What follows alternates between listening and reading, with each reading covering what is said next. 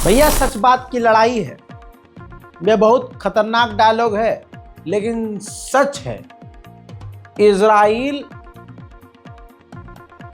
लगातार बात कर रहा था तुर्की से और ऐसा लग रहा था कि दोनों के बीच खतरनाक टकराव हो जाएगा सीरिया के मामले में, कि सीरिया के अंदर हम तुर्की को बर्दाश्त नहीं करेंगे, तुर्की की मौजूदगी बर्दाश्त नहीं करेंगे, हम वरना मिलिट्री एक्शन लेंगे, अलाना फलाना का। एक तरफ तुर्की से ये भी कह रहा था इजराइल कि हम आपसे भिड़ना नहीं चाहते, हम आपसे लड़ना नहीं चाहते।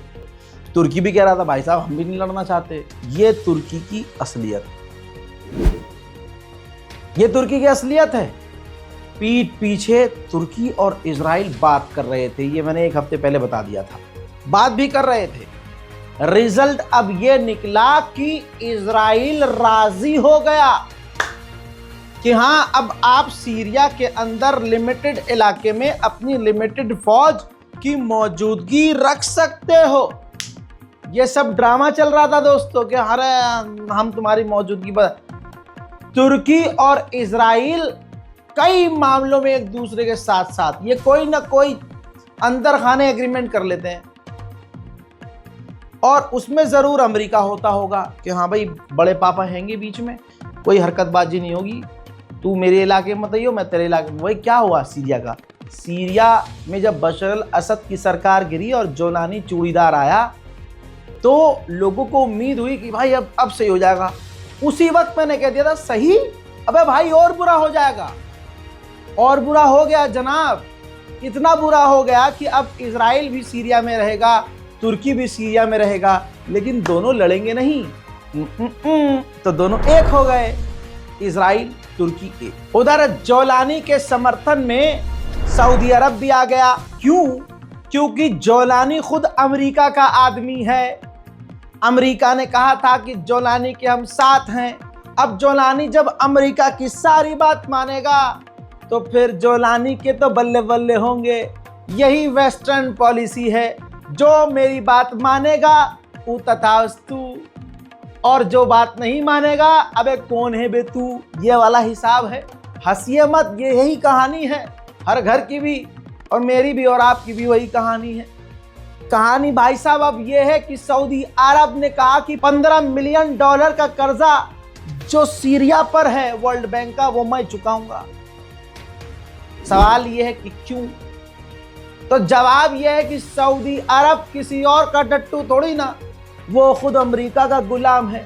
अमेरिका जिसकी तरफ कह दे कि इसको दे दे तो सऊदी अरब कहता हाँ भाई ले लो, ये लो, कितना चाहिए तुमको चाहिए, पापा ने कहा, बड़े पापा ने कहा है, अमेरिका पापा ने कहा लो।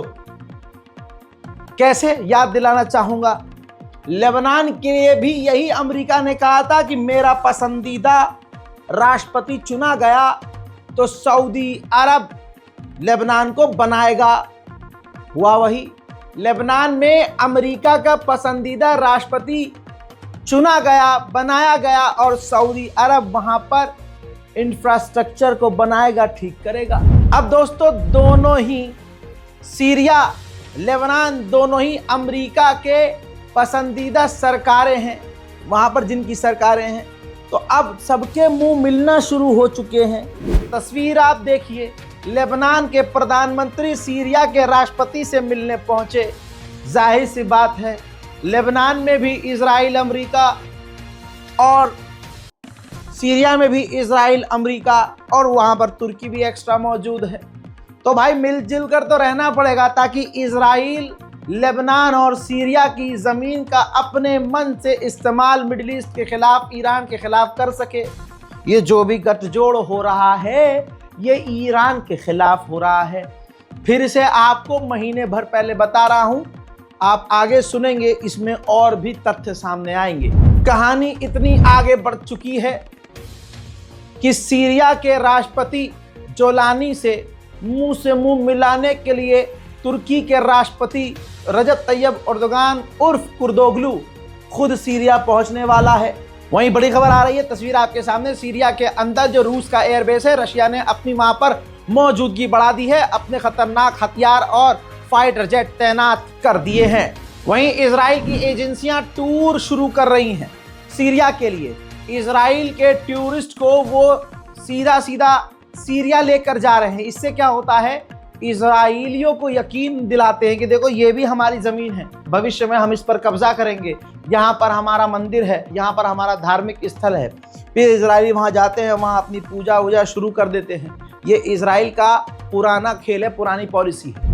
अब जो बात मैंने हफ्ते भर पहले, मेरी बात लोगों को बड़ी बुरी लगती है, कैसे बोलता है ये, ऐसे क्यों बोलता है। अबे भाई मैं जैसे बोलूँ ऐसे बोलूँ या ऐसे बोलूँ, बोलता सच हूँ, बुरी लग जाती है, ततैये लग जाते हैं, तड़प जाते हैं। अबे भाई कितने दिन पहले कहा था कि ये तुर्की और इजराइल सीरिया को बर्बाद कर देंगे और अमेरिका अपनी इलाके की ज़मीन यानी अपने हिस्से की ज़मीन सीरिया से छीनेगा, तुर्की अपने हिस्से की ज़मीन सीरिया से छीनेगा, इजराइल पहले से ही आधे सीरिया में मौजूद है, ये टुकड़े टुकड़े इजराइल हो रहा है। लोग माने नहीं थे, कमेंट में अरे रजा भाई तुम्हें क्या पता, तुम तो बशर अल असद के सपोर्टर हो, पेड़ पड़ना चाहिए तुम्हारे मुंह पे। सच का तमाचा ये है, इजराइल का फॉर्मर पूर्व कमांडर ये कह रहा है सीरिया जैसा कोई देश नहीं है। आज हम उस जगह उस मकाम पर पहुंच गए हैं। सबूत है भाई, बिना सबूत के देखो, सबूत दिखाओ, दिखता नहीं है सबूत, अपने मन की बातें बोल देते हैं इसमें, आधी अधूरी वीडियो मेरी काट पीट के अपने मन की बात ऐड कर देते हैं, इसलिए कह रहा हूं सबूत देखो। सबूत यह है कि सीरिया के लिए ये कमांडर इजराइल कह रहा है कि कोई है ही नहीं सीरिया, सीरिया कुछ भी नहीं है। आज हम उस मुकाम पे पहुंच गए हैं कि तुर्की और इजराइल हम दोनों आपस में ही तुर्की को बांटने को तैयार हैं, अपना अपना हिस्सा लेने को तैयार हैं। अल्लाह अकबर। यानी मैंने जो बात महीने भर पहले कही थी कि देखो तुर्की इसमें इजराइल के साथ है तो एक लालच से है कि मैं जमीन काट के ले लूंगा सीरिया की, जिसके हाथ में जितनी जमीन आए ले लो, लूट लो। ये हो रहा है सीरिया में। और जोलानी अल्पसंख्यक समुदाय, दूसरी कम्युनिटी और अलवी समुदाय के लोगों को मिटाने में लगा रहा और इजराइल की गुलामी और अमेरिका की गुलामी में लगा रहा। उधर ये तस्वीर लेबनान की है। लेबनान पर इजराइल खतरनाक हवाई हमले कर रहा है। इन हमले में कई सिविलियंस मारे गए हैं, कई इंफ्रास्ट्रक्चर तबाह हुए हैं और एक लेबनान का ऑफिशियल सेना का जवान मारा गया है। हिजबुल्लाह नहीं, सेना का जवान लेबनान की। लेकिन लेबनान की गवर्नमेंट की इतनी औकात नहीं है कि वो कुछ बोल सके। उधर गज्जा में खतरनाक बमबारी जारी है, इतनी खतरनाक बमबारी कि आपका दिल तड़प जाएगा, माफ कीजिएगा नहीं तड़पेगा। एक वीडियो सामने आया है जिसमें बच्ची बम की आवाज से सहम रही है, देखिए। تخافيش مش قصف طيارة.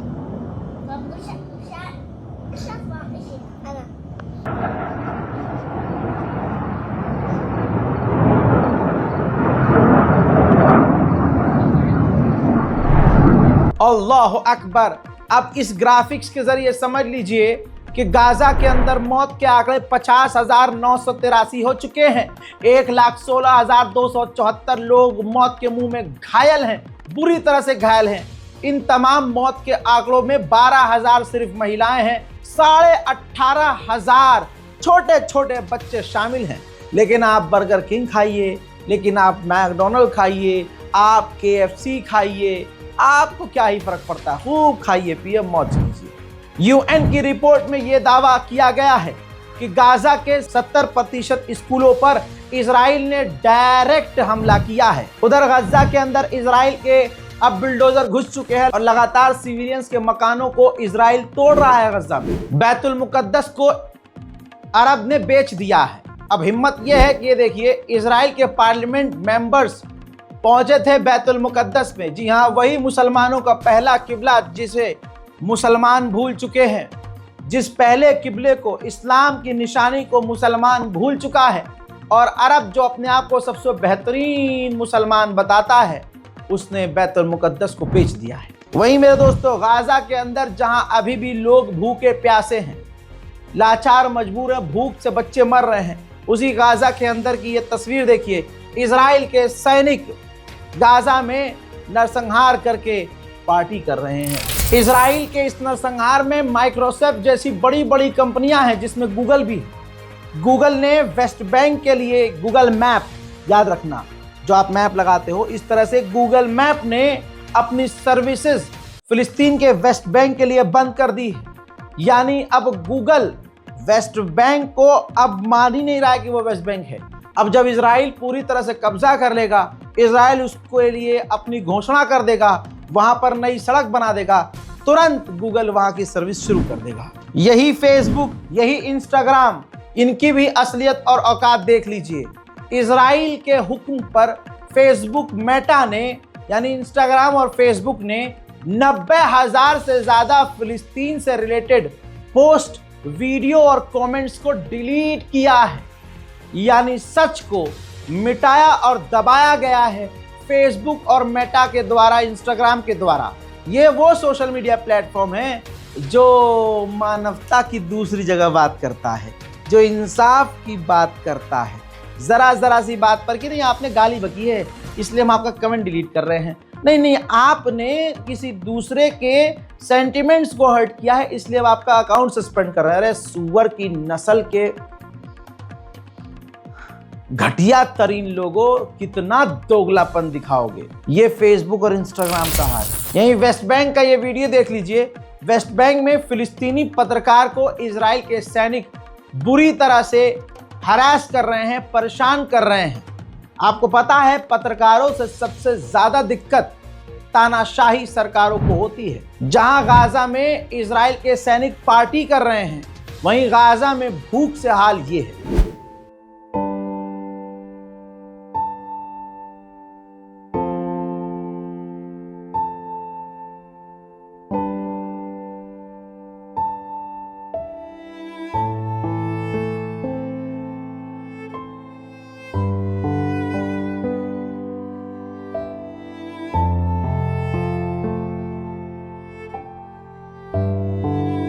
रफ़ा पर पूरी तरह से इजराइल ने कब्जा किया। कुछ तस्वीरें मैं आपको दिखा रहा हूं, तस्वीर देखिए। रफ़ा पर सिर्फ कब्जा नहीं किया बल्कि वहां पूरा एक नया मोराक कॉरिडोर बना दिया। कौन सा कॉरिडोर? मोराक कॉरिडोर। और पूरे रफ़ा पर इजराइल ने कब्जा कर लिया। सिर्फ मार्च के महीने में 800 फिलिस्तीनियों को इजराइल ने किडनैप किया है। भूख से हाल क्या है, ये तस्वीर आप देखेंगे तो आपका जिगर फट जाएगा। आप KFC खाओ, बर्गर खाओ, आप पे कोई फर्क नहीं पड़ेगा, मुझे पता है। लेकिन ये तस्वीर मेरे पास पहले भी सामने आई है, वो और दूसरे बच्चों की थी। इस तस्वीर को देखिए। हाल ये है कि एक बच्चा है, तस्वीर देखिए। एक बच्चा है जो कि रोटी में, क्योंकि खाने के लिए कुछ नहीं है, तो रोटी में घास फूस लगाकर पत्ते लपेट कर खा रहा है। और ये फिलिस्तीनी एक पत्रकार है जिसने वो रोटी लेकर खोल कर दिया। मतलब लाचारगी और बेबसी इतनी है। लेकिन हमको क्या समझ में आया है, हमको तो बर्गर खाना है, हमको KFC खाना है, हमको मैकडोनल्ड का बर्गर खाना है, मैकपफ खाना है। बच्चे भूख से यह हाल हो गया है कि माँ बाप किस हाल में होंगे। सोचिए माँ बाप किस हाल में होंगे कि अपने बच्चे को कह रहे हैं ठीक है बेटा जो भी लगा के खा सकता है इस रोटी से लगा के खा ले, तो बच्चे बेचारे पत्तियां तोड़कर, पौधे तोड़कर, घास फूस रोटी में लपेट कर खाने पर मजबूर हैं। इजराइल ने गाजा के साथ ये कर दिया है और हम आज गाजा की खबरें सुनना नहीं चाहते। मैं अपने YouTube एनालिटिक्स को देख रहा हूँ, मैं अपने YouTube बैकएंड को देख रहा हूँ। जो लोग पहले गाजा में इंटरेस्ट रख रहे थे, देख रहे थे, आज उन्हें गाजा में कोई इंटरेस्ट नहीं है। ये है मुसलमान आज का। फिलहाल की इस रिपोर्ट में इतना ही। इस रिपोर्ट को शेयर कीजिए, दुआओं में याद रखिए। जय हिंद।